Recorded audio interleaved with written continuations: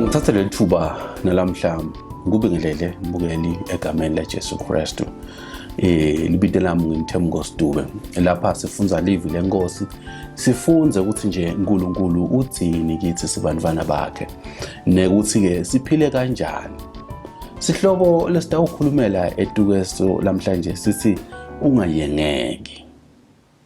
Ungayengeki. Ngiloko lesitawukhulumela etikwako lamhlanje. Ngidawucela ukuthi sithandaze. Babelo ingcwele egameni laJesu Kristu, nangumbukela sabukela live lakho, khuluma ngalo kithi sobabili mina naye egameni lika Jesu Kristu. Amen. Inshumayelo yethu lamhlanje nasitayicikisa evini lenkosi encwadini yabaseFesu mhlahlubo 5. Sawufunda khona kusuka kuverse 6 sakugcina kuverse 10. Ningakhohliswa ngumuntu ngemavi lalide, ngoba ngenxa yaleto tinvo lulaka lwaNkulunkulu lohlelwa etukwa labangamlaleli. Ngakho ke ningahlanganyeli nabo, ngobe kuqala nani bunyama, kepha nyalo senikukhanya enkosini. Hambani njengebantu bekukhanya, ngobe lapho kunekukhanya khona ngulapho kuye kuvela khona konke lokuhle nalokulungile nalokuluqiniso. Yetamani kufunza lokuthokozisa inkosi. Amen. Lamavi lesesiwakhulumile lawa ngemavi lakhulunywa uPawulo bhalela libandla laseFesu, kodwa nyala sacondzene nathi. Actually akhulunywa uNkulunkulu uqobo lwakhe. Uyakhuluma lapha livi leNkulunkulu likhuluma ngokuthi singayengeki, ningakhohliswa ngumuntu. Kusho ukuthi lapha na uyibuka lenkulumo kusho ukuthi kukhona bantu labe babayenga labantu ngalesikhathi saPawulo. Akakhuluma Pawulo ngokuthi ningakwengeni ukuthi tono tekungcola isexual immorality, ningakwendi futhi umona noma ke kuhawukela lokwedlulele covetousness. Abekhuluma ngalokho. So njengoba sifunzile esahlukweni lesedlulile emavesini ledlulile chapter 5, as in chapter 5 verse 5 la sifunze khona enshumayelo ledlulile lokuthi nifanele nathi futhi niqonze kahle ukuthi kude umuntu lo yingwadla noma lo siphingi noma lo ngqolile nalo bukhali, lokusho ukuthi ukhonda thixo na lo ngabuye abe nelifa embusweni waKristu naNkulunkulu. So bantu labafaka bugwadla ekhathi kuphinga yonke lento leyo. Kusho ukuthi kukhona laba bakhuluma lokungasiko ngalesikhathi saPawulo. Ngiko athi ingayengeki. Laba kwakubafundisi laba bafundisa ukuthi ungaphila sinoma. Ungene kule tinto letikhulunyiwe lapha, uphinge, ugwadle. Phindze futhi ube nekungqola. Nokuba bukhali nje lokukhonda thixo. Nakhulunywa ngathi thixo ukuthi sikhuluma ngetinto letifaka ekhathi ikufuna iprosperity noma ngetinto letisusa uNkulunkulu esihlalweni sakho. Kuwena nje bese ifocus yakho kuba ngiletinto letendako. Letingagenzi ngaba kufunza, kungaba imali, kungaba iproperty, kungaba yini. Lokho nje lokwenta ukuthi ukhweshe uNkulunkulu. Losokusithixo kuwo losokhonta kona. You cannot live without your money. You cannot live without your house. You cannot live without your pay. You can't live those things. So siyaxwayiswa ke lapha. Uyasixwayisa lapha Pawulo ukuthi singayengeki. Kukhona kusho ukuthi bantu laba bakhuluma lokho. Nalamuhla bakhona. Labakhuluma ukuthi ungahlupheki, ungaphila nje sinoma. Sonke siyakholwa. Khona la eSwatini sonke siyakholwa. Kodwa kusilo liqiniso lelo. Ngilabahlantu ngengadi yaJesu Kristu labatawungena ezulwini. Number 2, labaphila impilo lemfokotisa kuNkulunkulu. Manje ke ingqondo indlela lesiyengeka ngayo kungaba khona la kupulpit. Ukhanze umuntu ushumayela ishumayelo lengasilo liqiniso. Ngishumayela ngoba ngilambile. Ngishumayela ngoba kumbe ngifuna ningesabe. Ningangihloniphi ningesabe. Ningishumayele ngetinjongo tami letinengi.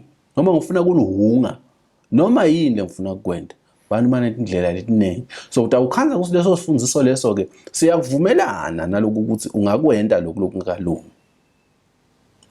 One of the things lengayikhotha ngifundiswa nje kadzeni ngayithola kuMaka sakhuluma wathi uboyibona inkoloto ayikhanzi kugcwele amadvodza amaningi boyibukisisa ayivami kuba nekulunga angathi ke nama bekubhekisa kuphi lokho kodwa lesikhuluma ngako la ukuthi qaphela imfundiso letakuvumela ukuthi ube nabafathi labaningi noma ube namadvodza lamaningi letakuvumela sona sijwa kwente into leti phambene nala khuluma ngato uNkulunkulu ukuthi singadenti ngoba labanye wena utawulela cha umfundisi wami uyakuvumela lokho umfundisi wakho akasiye uNkulunkulu naye phambi kwaNkulunkulu uyawufuneka kusahlulelwe nawe uyawuhlulelwa ngekuhlukana awunawuhlulelwa ngemsebenzi yemfundisi yakho usuba kufundisana uyawuhlulelwa ngokuthi wena wendeni kasinake siqaphele uthi Paul aqaphelani kusho ukuthi kukhona labafundisa so kusho ukuthi nawe ungumzalwane qaphela ukuthi lo lofundisa ufundisa lona yini live laNkulunkulu kusengiko yini la vila uNkulunkulu bantu labakhuluma emavi la ngenalutho la thukisako qaphela ungakhohlwa ukuthi kakusho ukuthi ngoba kukhulunywa umfundisi wakho ku-right inevini laNkulunkulu uyakuvumela yini uNkulunkulu ngoba nawe lulaka loNkulunkulu lusetu kwakho wena loshumayela ukuthi bantu uyabayenga phindze futhi lulaka loNkulunkulu uba setu kwakho wena nawe lo wentile ngokusuye ngomfundisi wakho encwadini yabaseRoma sahloko 1 verse 8 lusululaka loNkulunkulu lusetu kwalabo labangakwendi kulunga labanga unrighteousness qaphela mzalwane akusho ukuthi ngoba sekuvunyelwe ngilolo kushumayelako noma ngilolo bhalele article noma ngilobhale ku-blogger sekuyaphila qaphela live laNkulunkulu lithini now lethe live laNkulunkulu singabi nebudlelwane we shouldn't be partners singahlanganyeli nje nabo angicacise la akusho ukuthi kufunana songumzalwane ungasakhulumi nabantu abangakholwa sisebenza nabo labanye basifamily labanye but asikuhlanganyela being in partnership so kusho ukuthi sekunetinto lesithi special esesikwenta so uhlanganyela emikhubeni yabo ungahlanganyela emikhubeni yabo lemibi so kuleti fundziso tekungola nawe sowufaka sandla uyabona kuletinto tekungola nawe sowukhona qaphela don't be partners ungahlanganyeli nabo kuleto timfundziso na udiva umfundisi wethu ngasushaya umene sokuhlanganyela naye phuma kulelo bandla uye lapho ufundiswa Christ khona nangabe kumbelele nihlangana nako kumbele uBible study yenu noma leyo article lobuso olwalandzela so uyaweva sashaya umene qaphela question uthi ke Paul la ku verse 8 lithi live lenkosi la ku verse 8 ngobe kuqala nani bunyama kepha nyalo senikukhanya enkosini hambani njengebantwana bekukhanya akasho nokuthi nani sekubumnyameni noma nani sekukhanyeni but uthi nani bunyama uthi nyalo anisasiwe nebantwana bekhanya kodwa senikukhanya so ungileli khandlela so ngile bulb lekhayisa uyabona lo mehluko lo kusho ukuthi lento so uyakhanya nje la ukhona khona abantu babona Christ la ukhona khona iphila kwakho kusho ukuthi na ufika la kunebantu abangamathi Christ khona kumnyama ufika uqhakaza ukhanyise awu switch on njenge light on off but nje lo mpilo yakho seyiyakhanya uva bathi sekufike bani ayingeyisalunga seyibhemile le deal yethu ngoba wena uyatiwa somntwana kaNkulunkulu uthembekile wena qaphela mzalwane bantu labatakuvukisa now iBhayibheli likhuluma ngekuthi ngekulunga likhulume futhi nangothembeka verse 9 uthi ngobe lapho kunekukhanya khona ngulapho kuvela khona konke lokuhle lokulungile nalokuliqiniso lokuhle goodness imisebenzi yaKristu lemihle wasidalela yona njengoba asho baseFesu chapter 2 verse 10 wasidalela imisebenzi lemihle Kristu imisebenzi lemihle kufuna ibonakale ukuthi sibantwana kaNkulunkulu likhulume ngekulunga nakhuluma ngama good works kumbe ngingafiki lapho good works kuMicah sahloko 6 verse 8 likhuluma khona ngekulunga justice likhuluma ngeluthando nebumnene love kindness and likhulume ngekutithoba walking in humility ngekutithoba ndoko lokuthola kufuna kutholakala kumzalwane ngikuhamba ngitithoba kutholakala lithando kutholakala ulunga kukhuluma ngerighteousness kulunga emehlweni kaNkulunkulu kufuna kutholakala kumzalwane ulwele kuba ne right position naNkulunkulu kugcina khuluma ngetruth noma-ke liqiniso, umzalwane liqiniso. Bazalwane, uliyashaya umuntu ulicingo. Yeyi, sowukuphi inyalo yedube? Kumbe besibeke kusista uhlangana lapha kaManzini, lapha ngase-KFC. Mine ngiyabona lo sengilate kakhulu, ngisuke ngihlangana. Ngithi hayi no, sengilamhlaleni. Kanti liqiniso lithi ngehla mehla bovu. Uyathi ukuthi kungethembeki nalokho. Uze hayi no, sengiyafika nje, 5 minutes ngilapho. Kanti wathi kahle kamhlophe ukuthi ukhashane. Awunalo liqiniso. Alibe khona liqiniso kithi bazalwane, alibe khona kithi liqiniso. Kwethembeka. Lithi-ke iBhayibheli kasuba nebudlelwane nalabantu labo. Asibakhude, sibakhweshise. Verse 11 uthi ningahlanganyeli imisebenzi yebunyama lede dithelo. Kunaloko ibekeni ebaleni kunaloko niboyiyekela ebaleni. Niboyeneka ngasini, niboyeneka ebaleni. Siwathi sihle singiphazamisa. Niboyineka, abasundi uyayineka nje ebaleni. Ngalokho khona bakho soyakhanya, angithi soyakhanya, vele ukuthi nje tsa.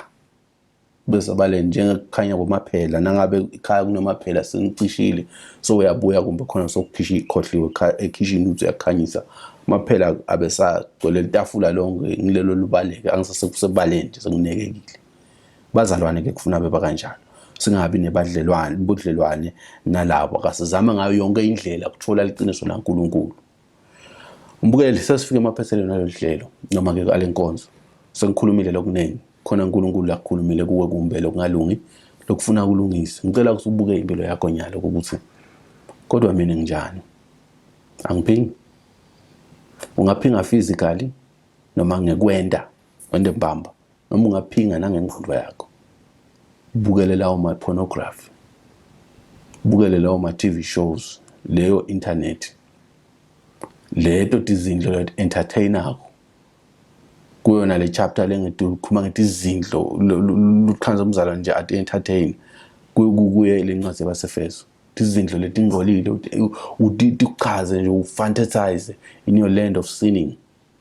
Alikuthandi iBhayibheli. Alikuvumeli. Buke ukuthi lo mfundisi lengumlandzelako uShumayeli Livi leNkosini. Letifundziso lengitilandzelako uShumayeli Livi leNkosi. Lo mkhulu lengimlalelako uveta Christwini. Lama PPs lengwabukako. Vele anguye iKristu. Ungabe kukhona lapho khona kumbe nempilo yakho nje ayiveti ukuthi ukukhanya. Usemikhubeni lapho khona ninemadili nebantu labendabungola. Unemadili nebumnyama kanti wena uthi ukukhanya. uNkulunkulu angakukhipha nalamhla. Yenda isinqumo sekuphuma sithandaza.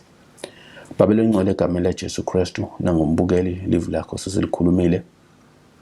Kunengi lokushito kuye lafuna kulungisa empilweni yakhe. Egameni laJesu ngiyathandaza ekuseni kuba umside aphume emkhubeni eminyama kodwa kumukele wena ngeliqiniso. Ngiyathandaza Baba konke lokhu ngikukholwa ngokwethemba egameni laJesu Kristu. Amen. Inkosi ikubusise, qhubeka ufunze live lenkosi. Lokumqoka ukuthi noma ngabe mina usangiboni ngekwenyama kodwa nangabe sedlula kulomhlaba sibonane ezulwini. Ngoba lokumqoka ukuthi siphile impilo ejabulisa Kristu sifuthi siphile ngelihlelo laNkulunkulu sila emhlabeni. Usalele.